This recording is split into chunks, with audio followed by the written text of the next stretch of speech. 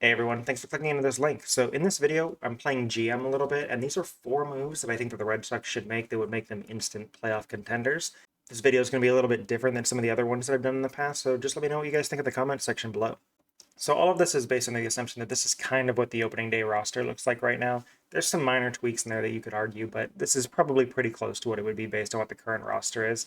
All of this also is acting on the assumption that Nick Pivetta is going to accept the qualifying offer, because I do think that the market for him is going to dwindle quite a bit with that compensation attached to him. And while I do think he could get like a $40 or $50 million contract on the open market, having 1 year at $21 million is kind of a big deal, and it just sets him up to be able to go back on the free agent market a year later and be able to get a nicer contract on top of that. So I think that he is just going to take it. I hope we keep him. I wish it wasn't for 21 million in 1 year, but at the same time, that takes our Red Sox payroll from 66 million at the beginning of this offseason to $45 million in payroll before we hit the first luxury tax. I don't think that the Red Sox are going to go over the luxury tax heading into the season. I'd be very shocked if they do. I think next season will be the year that potentially starts. And so all of this is going to be based off of this $45 million that we have to work with. I would think if the Red Sox are facing a right-handed pitcher, this is pretty much what the opening day lineup would look like. And a couple things I don't really like about this is, one, I don't want Trevor Story batting fourth for this team right now. Can he be a number 4 hitter? Yeah, he's been one in the past, but at the same time, he hasn't been healthy for like the last 3 years. Like, I want the guy batting 6th or 7th right now. And so to be able to push Story down, we need to be able to get a middle of the order right-handed bat. So the trade that I would make is I would trade Masataka Yoshida, and I would be acquiring Nick Castellanos from the Phillies. Now, let me explain this trade and exactly why I think this makes sense for both teams. So the Phillies, they're trying to unload some payroll here. Let me pull up this article real quick that I already have set aside. So the Phillies want to make some moves, but they're kind of stuck in a financial situation here. And Castellanos is a little bit of an albatross contract, similar to what Yoshida is. Now, I don't think either one of these players are bad players, but I do think that, both of them don't make sense for each team. Um, the Phillies don't necessarily want to lose somebody like Castellanos from their lineup, and by replacing him with Yoshida, Yoshida's actually done pretty good. Like when we're talking about his ability to be able to get on base and provide somebody who can be that number 5, 6 hitter in the lineup, like he can totally do that. Like this last year, batting 280 with 10 home runs in a limited sample size, like this is pretty solid. And what he's been able to do over the past couple of seasons here, like 112 OPS, 109 OPS, like he's very consistently this type of guy. And if you're 10 points above average and you're sitting at the number 5 or 6 spot in the lineup, that's totally reasonable. And for the Red Sox, it is reasonable, but at the same time, we have too many lefties in the lineup, and him being a DH is causing a ton of problems to be able to work with this roster. So let's say we get rid of Yoshida here, and then we're going to add Castellanos. That lets you move Castellanos up in the lineup here. And we can let's stick him right here. And now the lineup starts to look a little bit better. And so just with our first move here, we get the lineup balanced out just by swapping Yoshida out of this lineup and by getting Castellanos into the lineup. So as part of this trade, the Red Sox are also going to have to send over $18 million. This is $6 million per year. And this would give the Phillies an extra $8 million over the next couple of seasons to be able to use in their payroll, to be able to add players that they want as well. Now, yes, we're sending Yoshida over, we're picking up a bad contract, and we're sending money. Like, that doesn't sound great, but at the same time, Castellanos is only owed money over the next 2 seasons. So when you look at the money aspect of it, it kind of balances back out. And the bonus the Red Sox get from this is they're able to free up their DH spot in 2 years instead of 3. So one, we get Castellanos, we get a power bat that we can put at the top of the lineup. If you want to bat 3rd, 4th, or 5th, he can do all of that for you. And we also get to clear up his roster spot after the 2026 season as opposed to the 27 season with Yoshida. So I think that that's a big benefit to both teams. I think it's a very win-win situation. Theoretically, you could add a prospect into this for the Red Sox to be able to get back But at the same time, I think that this is a pretty fair trade, and I think it solves problems on both sides. As a result of this, the Red Sox would add $6 million in payroll for this season. So it would take it from $45 million to $39 million. Actually, my bad. No, they're actually adding $8 million, $8 million in payroll. So take it down to $37 million. It doesn't change things, not that much. So we add $8 million in payroll. Cap space is now at $37 million. And let's move on to deal number 2. So for the second deal, I think this one's probably going to be the most controversial for you guys, but I'm going to be sending Wilyer Abreu and his 5 years of control to the Cardinals for closer Ryan Helsley and his 2 years of control. Now, I think that the Red Sox also could get back like a mid prospect in this, but I'm not going to speculate too much with that. Mostly the deal is going to be kind of straight up for Abreu for Helsley. Now, if you guys don't know about Helsley, straight up maybe the best closer in baseball right now. Definitely top 2 or 3 closers. And this guy has absolutely balled out the last 3 seasons. And the Red Sox lost Kenley Jansen. We really do need a closer to be able to lock down games, and it makes a huge difference to be able to win ball games. As we know, back in like 2022, 2021, when the Red Sox didn't have a closer, it was absolutely a shit show at the end of ball games. And Kenley, while not being the best closer in baseball, was very solid, top 10 type guy, and was able to solidify the 9th inning fairly consistently. Now, if you acquire a guy like Ryan Helsley, this guy is a 2-time All-Star. He hasn't had an ERA above 2.45 the last 3 seasons. He led the league with 62 games finished, 49 saves this last season, and all of his like peripheral metrics like ERA plus, they look really good too. So this guy is a bona fide stud, and he put up 3 WAR this last season as a reliever. Now, I know that giving up Wilyer Abreu is kind of a steep price to pay, and I totally agree. That's why I said that I think that the Red Sox could get back like a prospect as well with him. Maybe you can expand this deal a little bit more, get in another player, and more players shift back and forth. But at the same time, at the core of this deal is going to be Wilyer Abreu going to the Cardinals, and they kind of need some help here. So if you look at Helsley here, let's go to the 2024 team. Their outfield was not great this year. They had Brendan Donovan, who had a pretty solid season, but they really do need outfield help. And if you're able to slide, one of these guys to the bench, probably Silani, send him to the bench, then that really helps the Cardinals a lot. That he's available for their next window, and I think that they would totally go for a Wilyer Abreu type guy. And they are trying to, dump some payroll. They're trying to get rid of guys. I know Nolan Gorman's another guy. Brendan Donovan's another guy. They're definitely trying to shop Arenado. So the Cardinals are in full like rebuild, reset mode. So they would definitely be looking to get rid of Helsley, who is probably not going to be in their next window of contention. Anyway, my son decided that he wanted to be a part of this next part of the video, so sorry if there's any background noises. But again, if you move Abreu out of the lineup too, it again helps with the lefty congestion a little bit more. And this is kind of what your lineup is going to look like after the fact here. So we have Castellanos, he'll slide down to like the 4th hole. Refsnyder would go back up to the 2 spot. And then we would also get Nick Sogard up from the minors to replace Abreu probably on that roster, which I actually really like Nick Sogard, and I think that he would be a good supplemental piece off the bench heading into 2025. Now, the other part of this would be obviously, we would get a closer here, and that would probably send Zach Kelly here to the minors. That's what I would guess.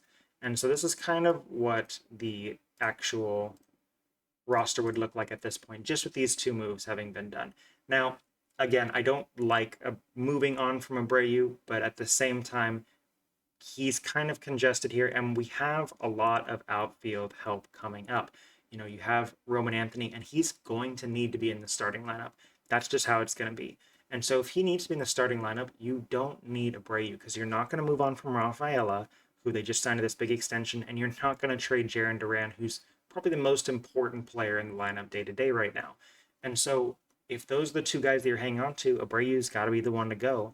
And Refsnyder obviously is only going to be here probably for the next year.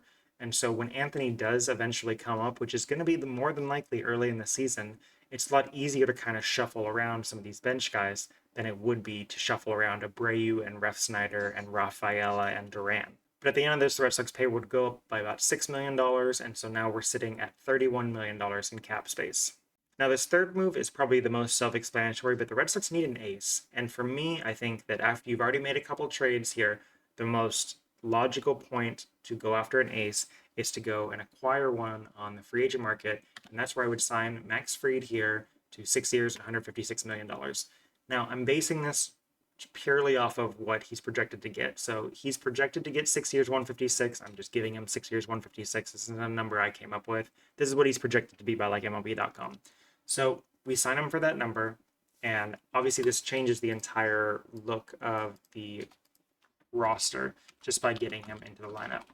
And so the biggest issue, obviously, with this rotation right now is that you have not like a true ace on the roster. And I'm not saying that Fried is a true ace necessarily, but he is a guy who is going to be able to be that guy that can be a number one on your team. There's a difference between like a true ace and a number one, but I think he can be a logical number one for you. And you have him combined with Houck. I think there's a really good top two in the rotation. You know, Houck would be an above average number two in my opinion.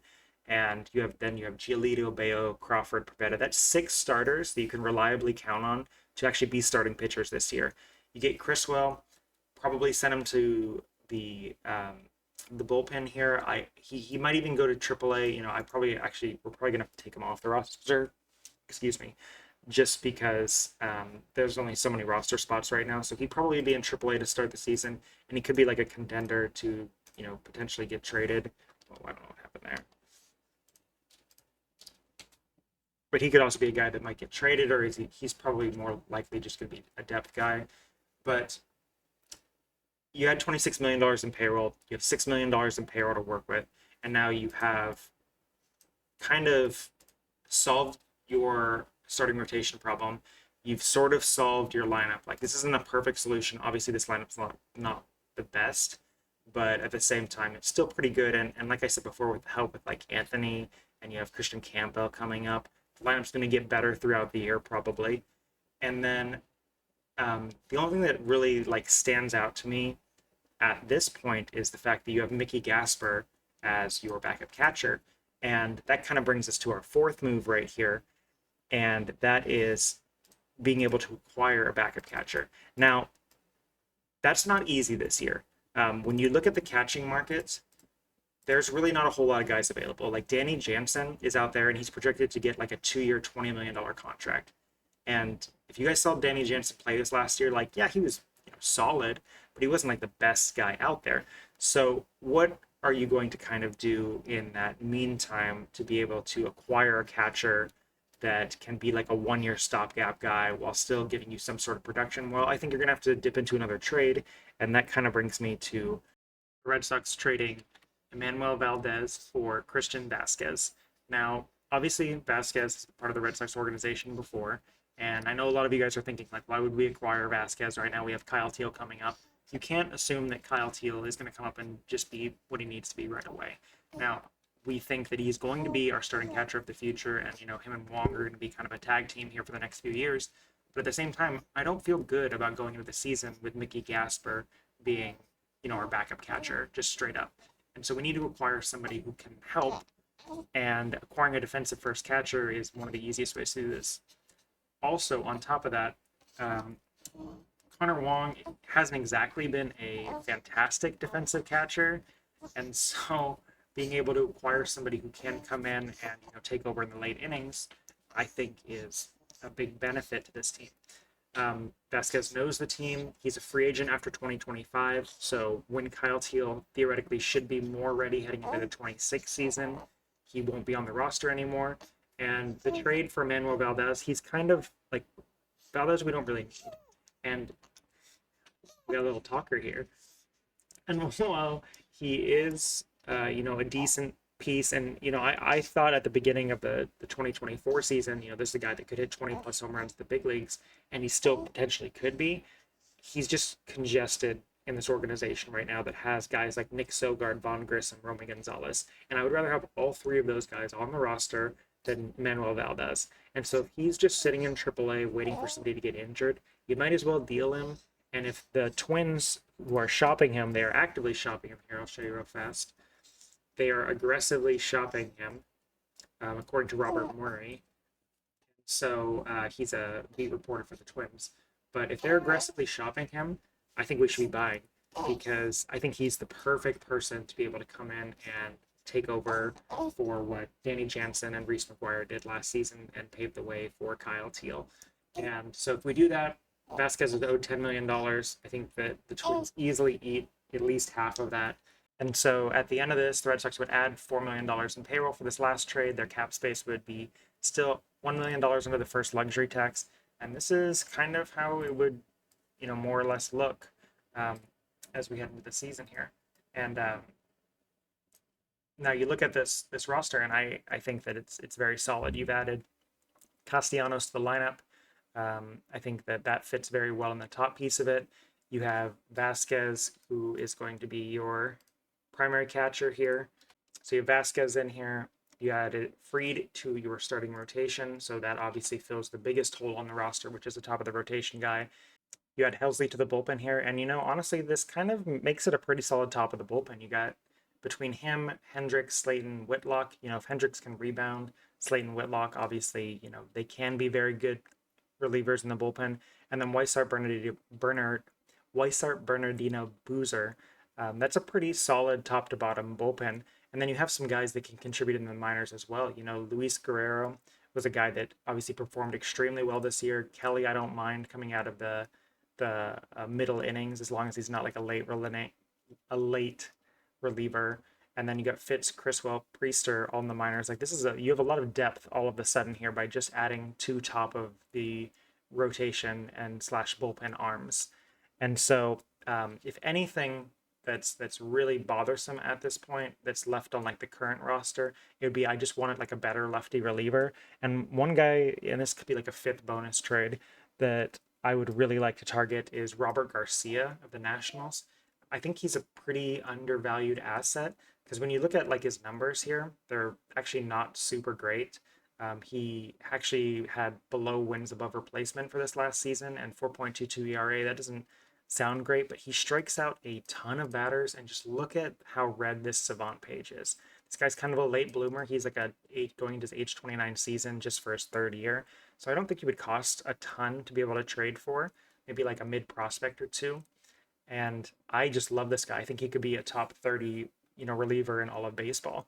And so this is just like a little bonus move. I don't have like any like corresponding trade that I would send over for it, but I love Garcia, and it would be nice to get him into the bullpen, and that would fix a lot of the issues that you have here. And so this is the opening day 26-man roster. You obviously have Anthony, Teal, Campbell, Meyer, where as long as they're healthy, they will all make this roster at some point or another, which again, by getting rid of Abreu, by getting rid of Valdez, by getting rid of Yoshida, those are three position players that it takes off of this roster, and it allows you to bring in a couple righty bats. And all of these guys that are the big bats coming up, this is Anthony, Teal, and Meyer. They're all lefties. Now you have Chase Meadroth, who I'm pretty high on, but he's going to be kind of more like a depth guy to start off, I think. But this is the pathway to the next like great Red Sox team is by doing some of these moves. And again, it keeps you under the luxury tax. All this kind of keeps you under the tax for right now.